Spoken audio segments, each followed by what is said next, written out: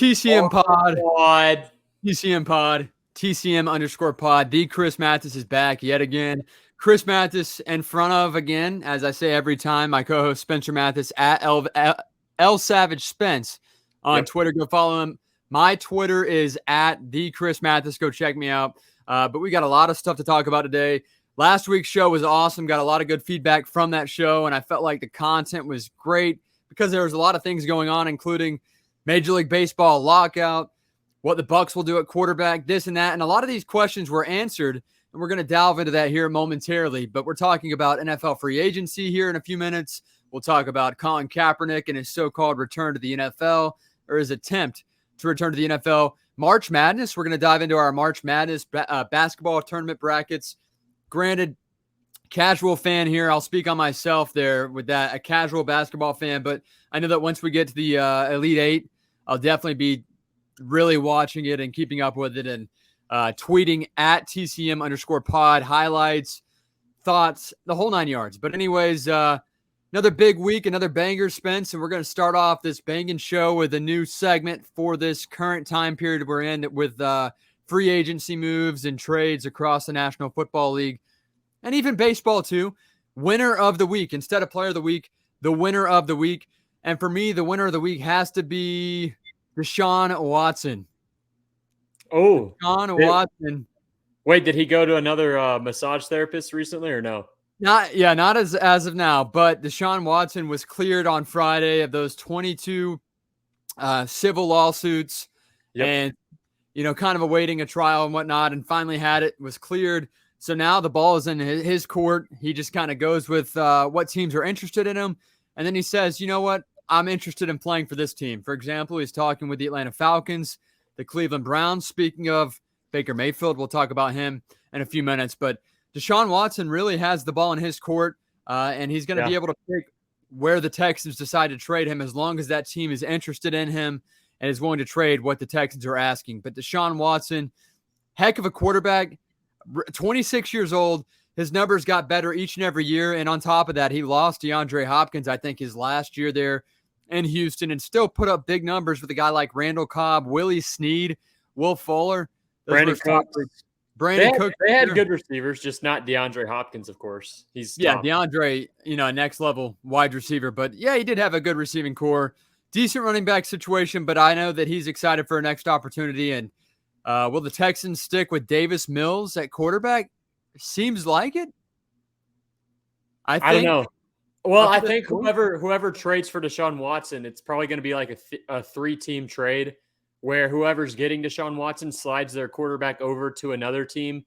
And then whoever like the Texans who are trading away Deshaun Watson are going to get picks from both teams and just roll with Davis Mills, if I had to guess. Yeah, Davis Mills was not terrible, but then they moved on from their head coach, first-year head coach, 65 years old in his first NFL season as a head coach. Forget the guy's name. I'd never even learned his name. Yeah, he's done. They got rid of him, even though the players liked him. And obviously not talking about Rich Bisaccia of the Raiders, but the Texans were decent with their roster situation and a new guy coming in, and Davis Mills had a decent first year as a starter for the Houston Texans. But either way, no matter what happens, Deshaun Watson and his career is revamped. I do think that there's potential for maybe a 6-8 game suspension, just depending on how the NFL wants to handle that. There is a chance that there is no suspension, but Deshaun Watson can choose where he wants to go. And there's several teams that are interested in him big time. He's spoken with 3 or 4 teams. One cool nugget I learned today is that Deshaun Watson was the ball boy for the Atlanta Falcons years ago. So there is a connection there, and we want to let you guys know that we are recording this podcast on Wednesday. We're talking about breaking news as we see it on Twitter during the recording of this show and things that have happened up to this point in the week. But I know that there's going to be a lot more that happens in the coming days, Thursday, Friday, Saturday. But either way, Deshaun Watson, my winner of the week and place of player of the week for this week only. Yeah, I like that choice as winner of the week. And I think the Texans are about to be winners as well because they're about to clear a lot of money for next season. And depending on who they trade Deshaun Watson to, they could get a good quarterback or they'll roll that quarterback over to a third team and roll out with Davis Mills. But the Texans have already made a couple of signings so far. They're going to have a 20-something million more to spend this season once they get rid of Deshaun Watson. And then that could open up like maybe them signing Julio Jones and having a really good 1A, 1B receiving core. Even though Julio may be past his prime, he's still a good receiver when he's on the field, which isn't often. But my team of the week or winner of the week is the Baltimore Ravens. They signed the Saints safety Marcus Williams, one of the top safeties going into free agency. I personally had Tyrann Mathieu ranked ahead of him, but the Ravens went with Marcus Williams over Tyrann Mathieu, even though I think Tyrann Mathieu would be a better fit with the Ravens. But Marcus Williams is a very good safety. Surprised the Saints couldn't retain him. And they also just re-signed Zadarius Smith, who started off with the Ravens, and now he's back. He's a very good guy. He's a defensive end that's going to put up 10 to 15 sacks per season when he's healthy. Last season, he only got to play in one game because he got hurt with the Packers. But other than that, he's been a very good pass rusher over the last 6 seasons for the Packers and Ravens. So going back to the Ravens are going to be a good team next season. Lamar Jackson's going to be back and healthy. Really, the only thing they need is a receiver. And that's another team that I'm looking to see if they'll maybe sign Julio Jones. I don't know. I doubt it. Or Odell Beckham Jr. One of those two guys would be really good. Lamar Jackson is a very good quarterback when he's on, and he can scramble around. I just don't know if receivers really want to go there to play with him because he scrambles so much. That's a lot of extra blocking, a lot of extra wear and tear. But I think if they can get a top receiver, the Ravens are a great team next season. I think that they're probably top 4 in the AFC, maybe in the AFC Championship game, if they can land a receiver after what they've landed so far. So they're my winner of the week.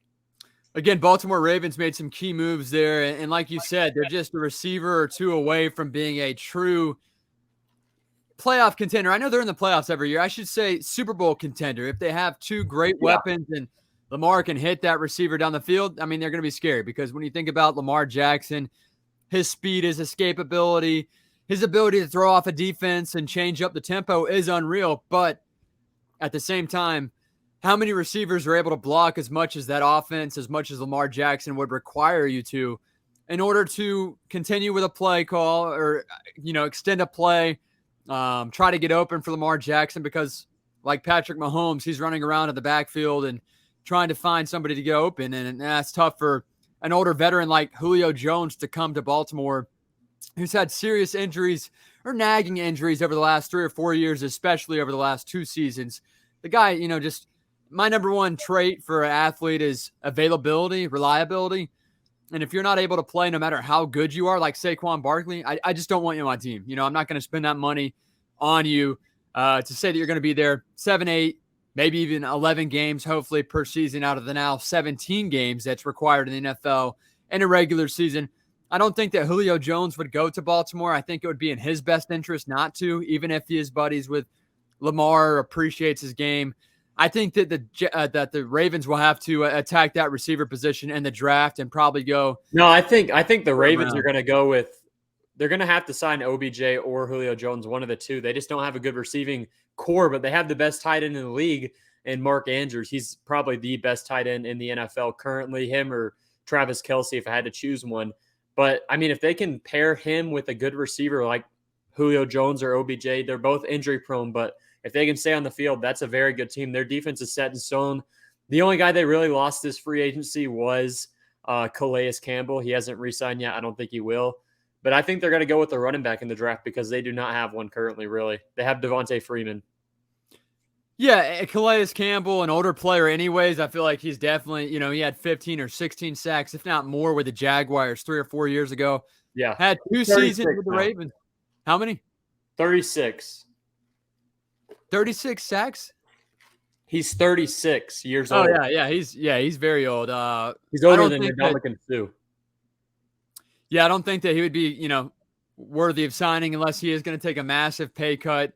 He is a great player, don't get me wrong, but again, the injuries would stack up with a guy of that age, and especially that position. Every play is a car crash, an instance on that defense and offensive line. Yeah, he's a guy he's got to go to a team that already has like one of the best pass rushes so he can rotate in. 36 years old as a defensive end is very difficult. You never see that. And he's a run-stopping defensive end as well, like as of recent over the past couple of years. So because he can't get to the quarterback because he's getting older. He's slower. He's older. He's already 300-plus pounds, 6'7", so he's a huge guy. But, I mean, he's not going to be able to play every snap, so he's going to have to go to a team that already has an established pass rusher. Maybe if the Buccaneers somehow get any more money and we lose Ndamukong Suh, he'd be a good choice in Tampa. Yeah, we'll see what happens with the Buccaneers. A lot of things can really unfold here over the next couple of days, especially with that 4:00 time frame hitting here.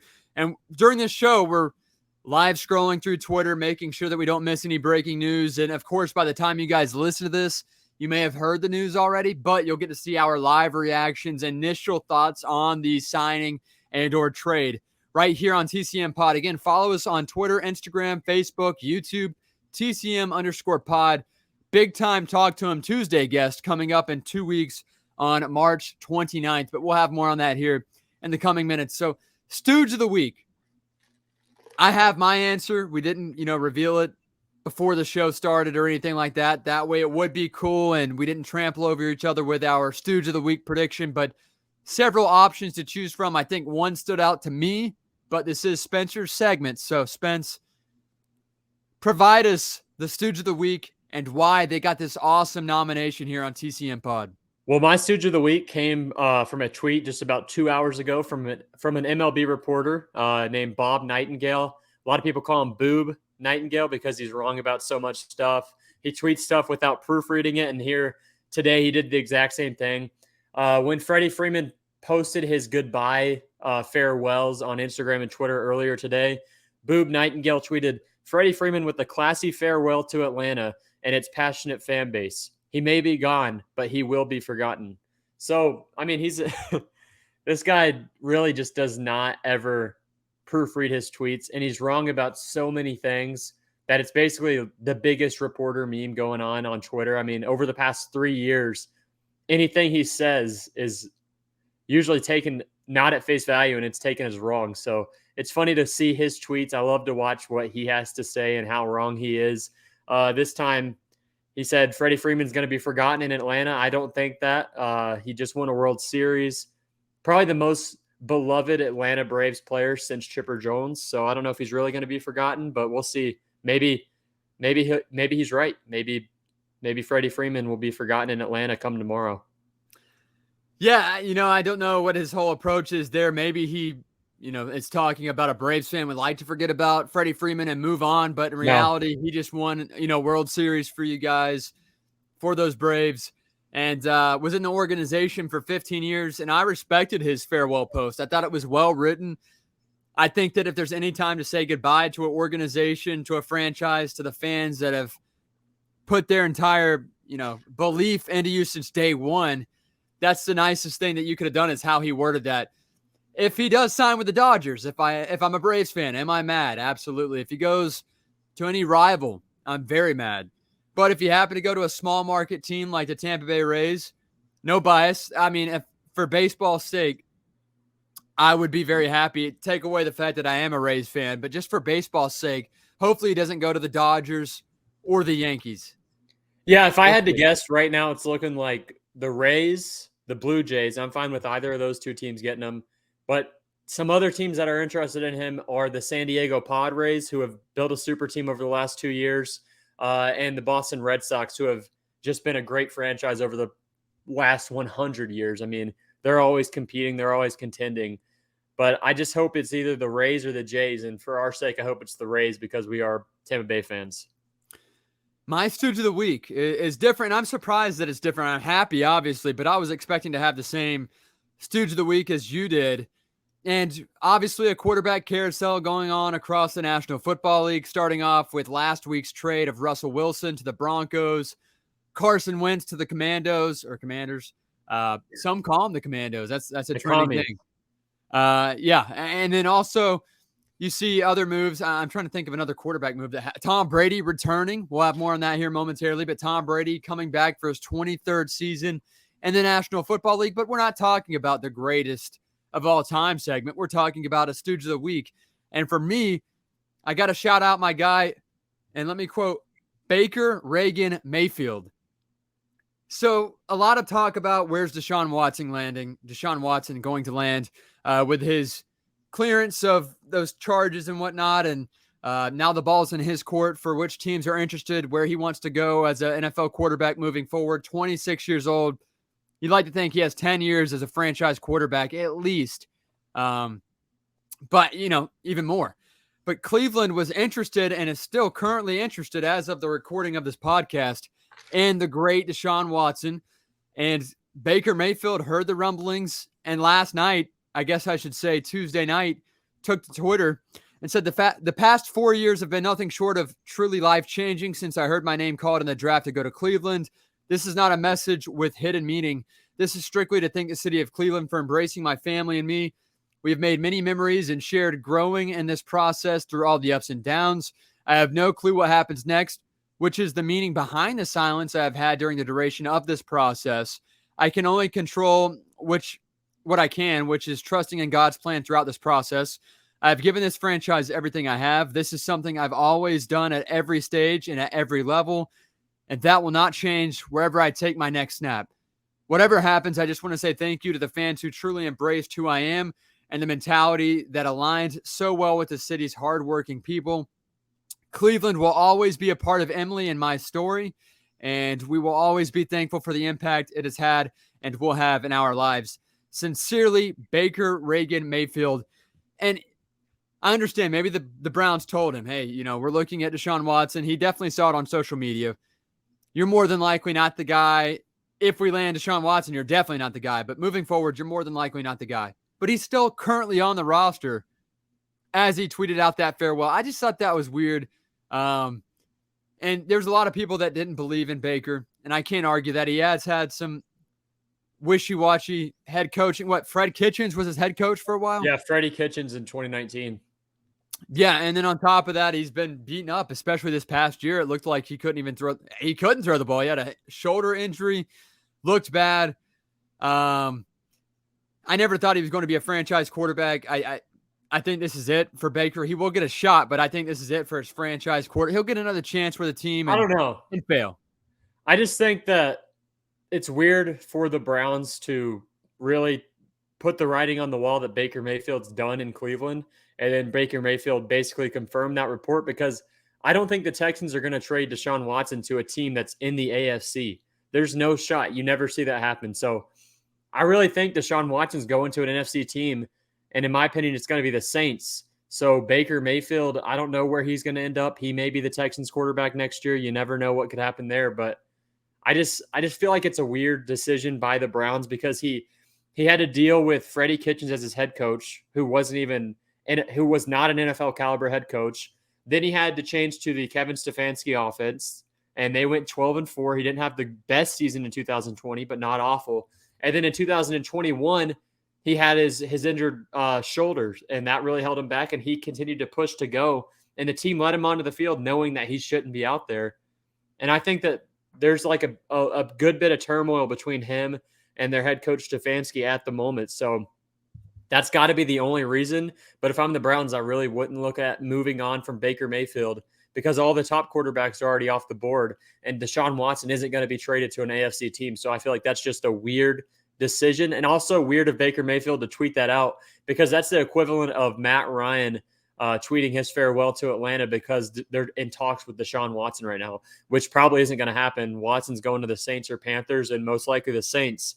But I just feel like that was a good pick for your Stooge of the Week, because he's not off of the Browns yet. So it's just an odd decision to tweet that out. Yeah, and I think that if the Browns do move on from him, even if they don't land Deshaun Watson, in my opinion, that says a lot about Baker and where he's at with his health. Yeah, because who are they going to get? It's Baker Mayfield, Jimmy G, or Jameis Winston, and those three are all in about the same tier at this point. Jimmy G going through surgery this month, won't be able to go till July, and then you have Jameis Winston, who just tore his ACL, was having a pretty good season with New Orleans. They were a playoff team. So, I mean, Baker Mayfield is probably the best option for the Browns if they don't get Deshaun Watson, which they won't. So I don't understand the decision by the Browns, but we'll see how it plays out. Yeah, and I do think that Baker is the best option if they don't land Deshaun Watson. But, again, I think that just says that, hey, they're done with him. They're ready to cut ties no matter what, get this guy off the roster. I think that says a lot about where Baker's at in terms of where their expectation was for Baker. Injuries aside, They're just not impressed with Baker Mayfield. And Duke Johnson, former running back of the Browns, Tuesday night after Baker Mayfield posted that farewell to the Cleveland Browns, the organization, the fans, Duke Johnson plays for the Houston Texans as of now and played with Baker in 2018. That's the last time they played. He requested a trade before the start of 2019. He got the trade, and Baker Mayfield said, hey, you're either on the train or you're off the train. Like, hey, you're either a part of the team or you're not a part of the team. We don't want wishy-washy, be all in or be all out. Simple as that. Well, Duke Johnson took to Twitter, hasn't been a teammate of Baker Mayfield's in 2 seasons, and post a GIF, a video clip without any audio of a train wreck. Yeah. No word, no caption, just a train wreck. And it took an insider, as in Field Yates, to tweet out that, hey, there was a correlation there. There is a story behind Duke Johnson's reasoning for tweeting out that picture of a train wreck, because Baker Mayfield said you're either on the train or you're off the train. And now look at Baker Mayfield. He's off the train. And in reality, he took himself off the train. That's a story 3 to 4 years in the making. I love the tweet. Yeah, I saw a lot of people were saying something along the lines of, I wonder how long that was in Duke Johnson's drafts on Twitter. I just think it's going to be a weird reunion whenever Baker Mayfield ends up in Houston next season. Yeah, if they do end up getting, shipping off Deshaun Watson to Cleveland, that would happen. And that'd be hilarious. That would be weird. That would be very weird. And then I think that they make amends, or they try to, or at least make it seem that way from afar. But I think Davis Mills is a serviceable quarterback, so I don't know if they'll do that. Yeah, and we know that Lovie Smith, the new Texans head coach, likes to hang on to mediocrity at quarterback, and he's okay with it because he saw first year, was it Mike? Yeah. Mike Glennon, his first year. He had Josh Freeman, who was addicted to drugs and cocaine and everything, wasn't showing up to practice. Then he had to go with Mike Glennon. Glennon won a game in Seattle, and he stuck with him for 2 more years. And then he went to Josh McCown, and then he was fired. So, yeah. And they were part of the Dirk Cutter was a part of the draft process for Jameis Winston. No. He drafted Jameis. Lovie Smith drafted Jameis. Oh, that's right. Okay. Dirk Cutter was offensive coordinator Winston's first season. And then remember, they had turmoil because Dirk Cutter wanted to draft Marcus Mariota. And the next season, after the first season of Jameis Winston's career, Dirk Cutter wanted to move on from Jameis, just like a lot like what Kevin Stefanski and Baker Mayfield are going through now. But Jameis Winston stayed with Cutter. Crazy. And Lovie Smith, I mean, he'll put up with 2-3 wins as long as he has a job. That's all that it seems to. Yeah, and there's no expectation in Houston. So I mean, we'll see how that goes. I hope he does good. I mean, he was good with the Bears in 2009. That's about the last time he was good. His defense used to be very good. The cover 2 shell was a lot like the Tampa Bay defense in 2002, but since it's been dissected with seam routes and passes over the middle, it's just he's stuck with it, and the NFL has evolved to defeat it. So yeah, Charles Tillman was on that team. Brian Urlacher. Yeah, they had some guys. Big piece, yeah. But I mean, the scheme had to do something with it. So it'll be interesting to see how everything plays out with Lovie Smith. And again, if Baker Mayfield wounds up in Houston, what will they do? And you had an opportunity to buy a Baker Mayfield graded rookie card a few months ago. I did not. It was a steal of a deal, but I didn't buy it.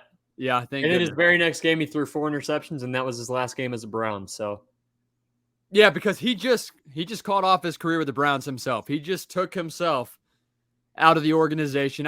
Even if they don't get Deshaun, they're not going to welcome him back after what he said. Jameis Winston time in Cleveland coming up. That could work. I think that would be cool to see. But obviously, they went with the Steelers went with Mitch Trubisky.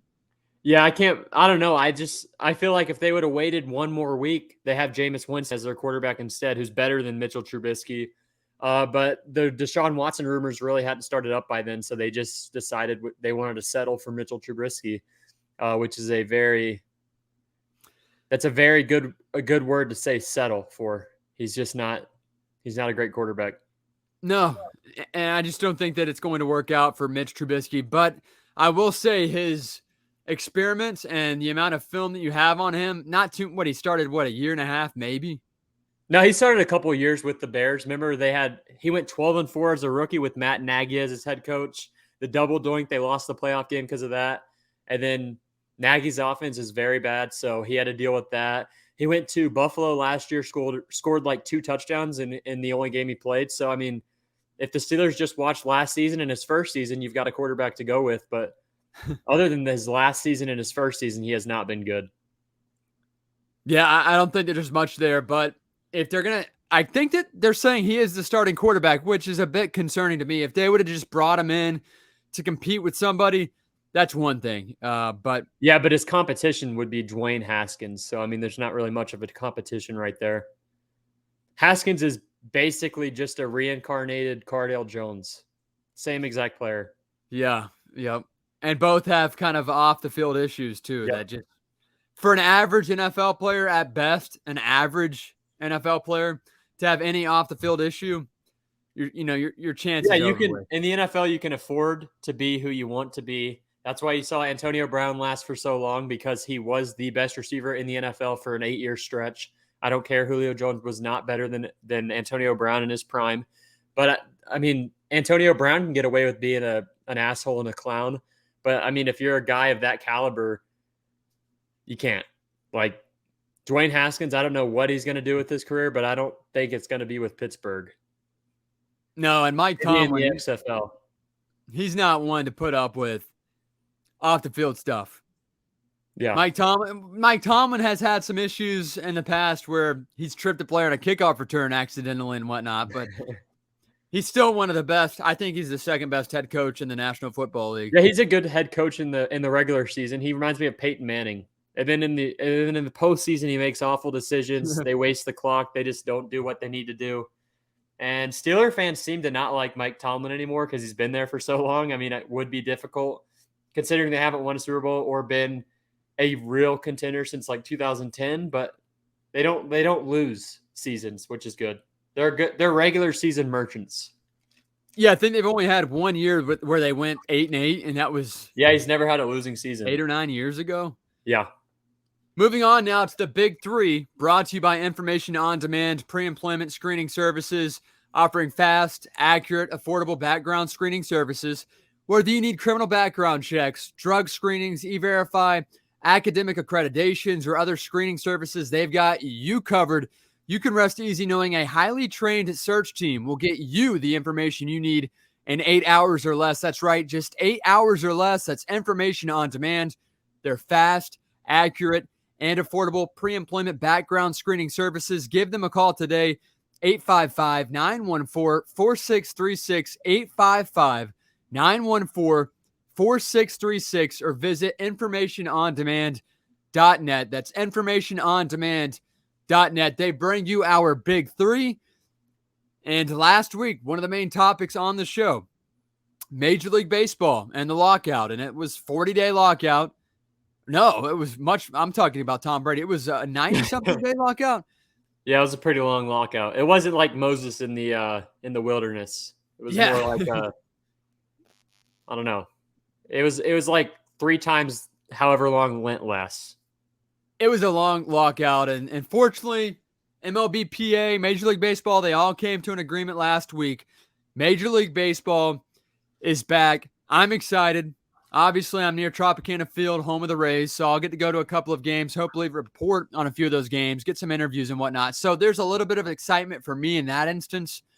But at the end of the day, just to have another sport go on is great, because if there's that missing sport, no matter what it is, if it's NBA, MLB, NFL, or NHL, if either of those 4 sports are missing during a lockout, it feels like an empty void is there. And there's nothing to make up for it. You know, you're going to have pro soccer, football talk. You're not really having much going on there. You're having the end of the college basketball season happen. And then the NHL playoffs are starting to kick off. And the NBA playoffs. Right, and the NBA playoffs are busy. But when you miss out on a sport, you definitely feel like, oh, man, you know, I'm missing something. I wish Major League Baseball was back, even though there is 162 games, and I'll be the first to admit I don't watch nearly 100 games. No one does. Yeah, but just the fact that it's there and that fans can go out to spring training, fans can interact with players, play fantasy baseball once again, it's exciting.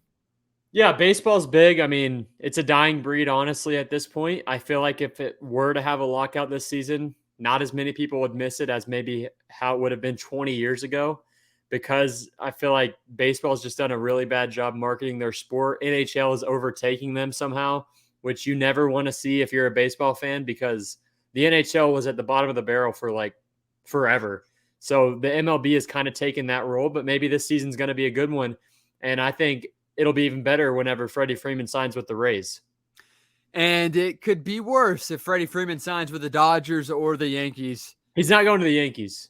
No Yankees. That's right. They got Anthony Rizzo. Yeah. Anthony Rizzo is staying put in the Big Apple as first baseman for the New York Yankees. Where will Freddie go?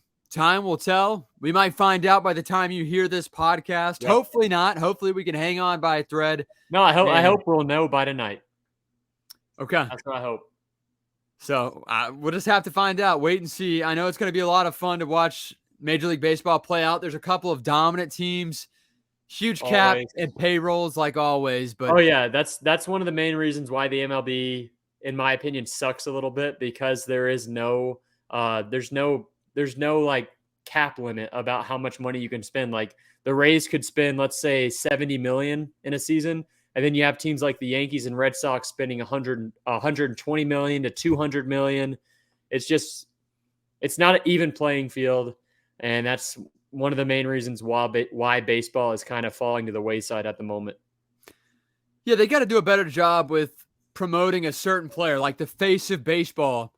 They got to have a couple of those guys. And one guy, we saw him trend on Twitter last year, even if you're not a Tampa Bay fan, Brett Phillips, just a perfect example of a guy that should not be the face of baseball, but be, in commercials and be on radio, the whole 9 yards, He's like Juju Smith-Schuster of the MLB.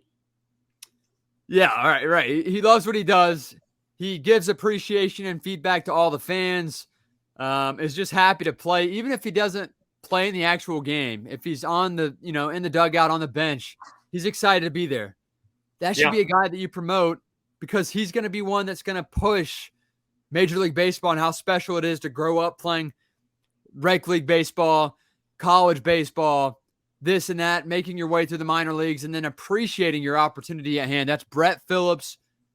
I mean, a guy like that is somebody that Major League Baseball and Rob Manfred needs to really think about in terms of, hey, we should put this guy out there and at least see what we can do, because this is a good look for Major League Baseball. Yeah, the wild thing about baseball is, I mean, you'll have the start of the baseball season, and the major sports talk shows are talking about the NFL draft, NFL free agency, who's going to get traded, the NBA playoffs, March Madness, NHL playoffs. It just seems like everything takes over it because there's so many games, and they start whenever a lot of sports are going into their playoffs. So they're at a bad time. They definitely need to cut down their games, or at least the length of their games, which they have never done because they're so money hungry. I mean, most of the timeouts in baseball are due to TV timeouts because they want to get more money in advertisements.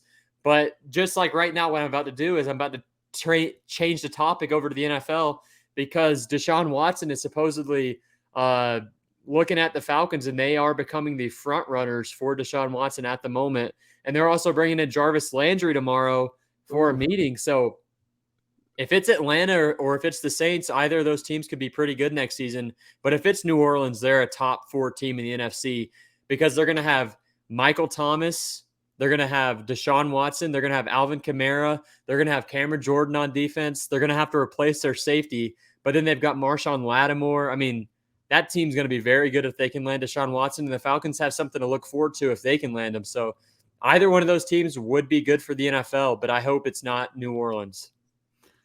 I think that New Orleans is missing one key piece, and that's the X Factor himself, Sean Payton. Yeah.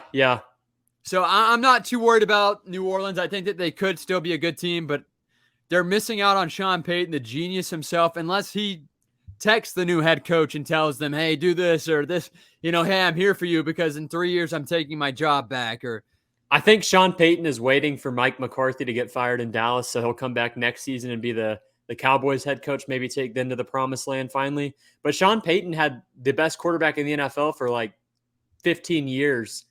They won 1 Super Bowl. So in my opinion, he's a bit overrated. They seem to lose big playoff games. I think Drew Brees was 1-4 in his final 5 playoff games with Sean Payton as head coach. So maybe this new guy, the Bounty Gate man, gets Deshaun Watson and they're good.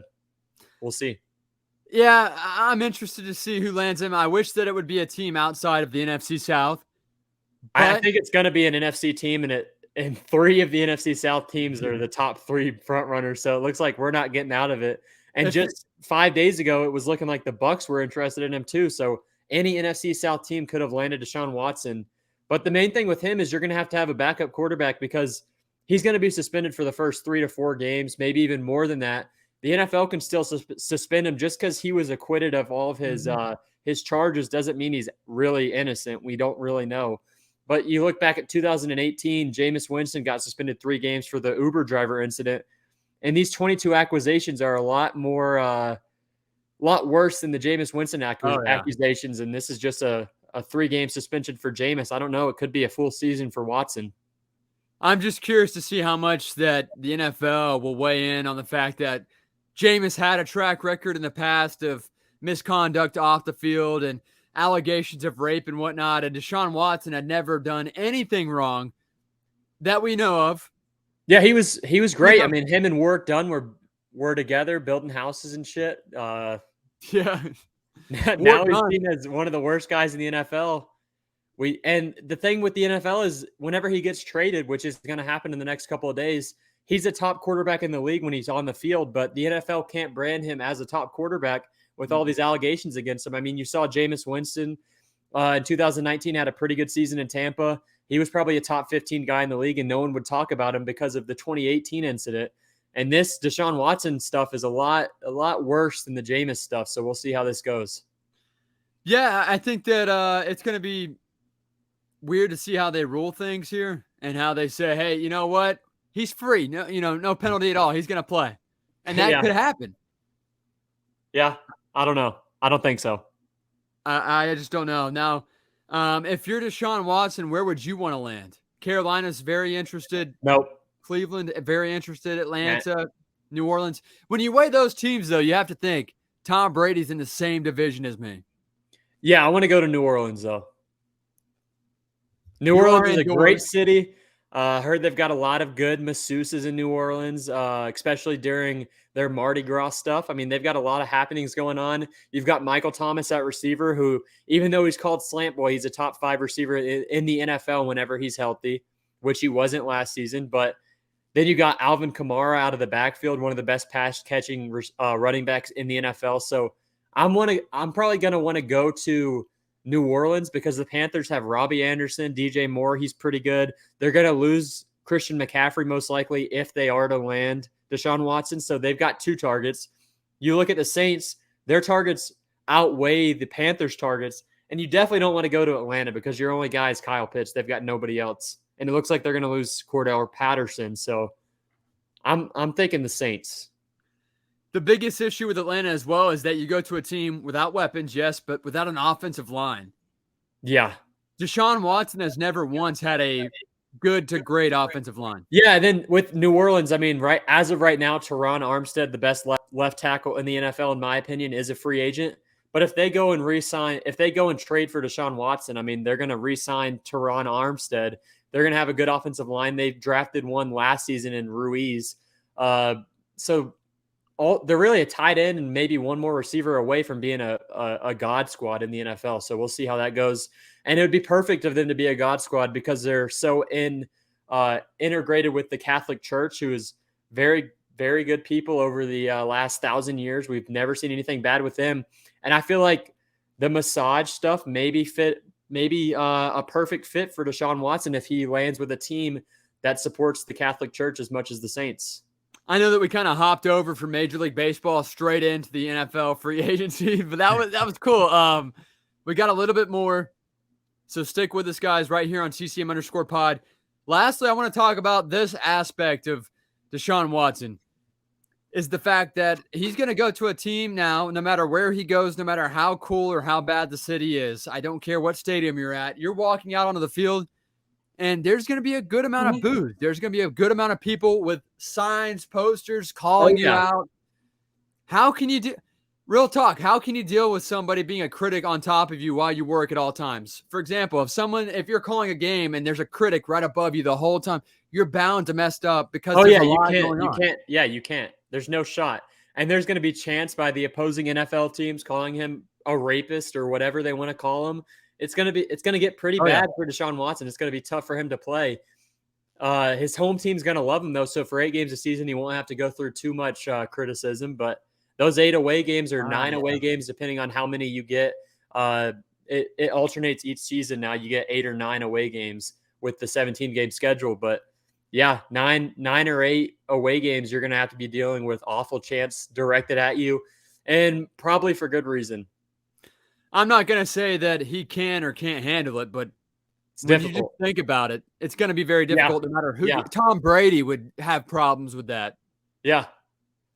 So I think that'll be a challenge that I'd have to weigh in if I'm an NFL team. I would have to have a surrounding cast of great players that I can trust. Hey, I'm going to have Deshaun Watson plenty of time. I'm going to block well as we scroll through Twitter to make sure that nothing has happened across the National Football League right here on TCM Pod. But somebody's asking if Julio Jones would go to Tampa to team up with Tom Brady. Speaking of Tom Brady returning for his 23rd season in the NFL, and it was Kyle Trask or die. I know that they were interested in Deshaun Watson, but that kind of fell off because Sunday night, sitting there, again, I'm in Tampa working for iHeartRadio 95.3 WDAE, and I get a notification. Tom Brady posted a photo, and I'm like, okay. And this is to the T of how it all played out. I click on it, I skim it, and the very last line said, unfinished business coming back to Tampa Bay year 23, something along those lines. I look at it and I'm like, no. I come back to it and I was like, oh my God. The neighbors right beside me are chanting, go Tom Brady. He's back. He's back. And I was like, man, we are here. Tom Brady is back. And even if he unretired, came back to the NFL, was traded, I would just be happy to see the GOAT back in his element playing football again. It's not just that he's a Buccaneer. Obviously, that is amazing. But just the fact that the childhood legend lives on for at least one more year. Yeah, Brady's the last guy left from any person who grew up in the 2000s to watch. I mean, Drew Brees just retired. Philip Rivers retired. Ben Roethlisberger's gone. So all of the top quarterbacks from the early 2000s and middle 2000s who ran the NFL are retired. You've got Brady left, and you've got Aaron Rodgers left as the next oldest quarterback. So it would have been sad to see Brady retire. But going back to the Baker Mayfield situation, I do understand now why the Browns decided to tell Baker he was gone. I forgot that they signed Amari Cooper at receiver a couple of days ago. They traded for Amari Cooper. So they're trying to build something. They've got a good backfield. I really could see Jameis Winston going there if the Saints trade for Deshaun Watson. Yeah, and if you guys are tuned in right now and thinking, why did he just reference Amari Cooper? What does that have to do with Baker Mayfield other than the fact that quarterback receiver is the fact that Baker Mayfield could not hit OBJ. OBJ requested a trade. His dad leaked a video of Baker missing him left and right. He goes to the Rams, balls out. I mean, he looked like people talked about OBJ. Yeah, that was the start of the downfall of Baker Mayfield. Once OBJ went to the Rams and scored like 8 touchdowns in 8 games, including the playoffs. And then dominated. He got hurt in the Super Bowl, I believe. Or before the Super Bowl. But no, he got hurt in the Super Bowl, but he was having a good game. He had like 50 receiving yards. And he had a touchdown the first drive of the game. Yeah. So Amari's thinking, man, I got to come here. Hey, listen, man, this just is – who's my quarterback? It better not be Baker. Yep. And Baker has a cool vibe. Players like him, but he's just lacking something. We got to move on here with any other free agent moves that you want to plug here. We talked about Tom Brady returning. We talked about Russell Wilson getting traded, Carson Wentz being traded. Kirk Cousins signed an unreal contract, 1-year deal to stay with the Minnesota Vikings. When I say unreal, I have to double check this number. I think it was $35 million. Yeah, I think it was more, a little bit more. For Kirk Cousins. Yeah, we're looking here. $40 million guaranteed for this upcoming. 30 for 2022, 40 for 2023. Yeah. And the guy's overall record. It's a 2-year extension, I think. The guy's overall record, 59 wins, 59 losses, 2 ties. I know you can't give it all on the quarterback, but come on, you're going to pay a guy like that. They've had targets consistently over the years. They just can't win games. Their defense, they've had players on defense, Harrison Smith, Eric Kendricks, Danielle Hunter, who got in trouble this year, went on AWOL. But I mean, Dalvin they've got a good Cook team. at running back. Yeah, Dalvin Cook at running back, Adam Thielen at receiver, Justin Jefferson at receiver, Kyle Rudolph at tight end in his prime. I mean, they haven't gotten it done. I don't understand why they re-signed Kirk Cousins. They could have been a team that maybe could have landed Deshaun Watson. But instead, they're sticking with Kirk Cousins, Captain Kirk, who I think should have gone to the Commanders. I think that would have been the perfect situation. Captain Kirk with the Washington Commanders. I couldn't think of a better duo than that. Okay. I like that little hint there. So let's find one for Baker. What's your number one destination landing spot for the great former number one overall pick of the 2018 NFL draft? Indianapolis Colts. Yep. Agreed. If 100%. Carson Wentz can go there and have a pretty good year, Baker Mayfield should too. Well, it all depends on where Deshaun Watson gets traded, because if Deshaun Watson gets traded to the Falcons, I think Matt Ryan slides over to the Colts in a 3-team trade. But if he gets traded to the Saints, Deshaun Watson, that is, if he gets traded to the Saints, then you might see Baker Mayfield not playing in Atlanta not playing with the Browns next season or the Texans or whoever he gets traded to. He'll probably go to the Colts. Any other moves across the National Football League that you see or hear about? There's still a lot of good free agents left. Teron Armstead's left. Julio Jones now on the block. You've got OBJ, who's coming off a torn ACL. He's going to miss the first 8 weeks. These guys are all still available. Chandler Jones signed a well-deserved $17 million contract over the next 3 seasons, $17 million annually. He's been a top guy in the NFL for like 10 years now, so I think that was a good one. Von Miller's still left, supposedly going to re-sign with the Rams. So, yeah, there's a lot of good stuff coming up, and that most of that should be solved by next week for the pod.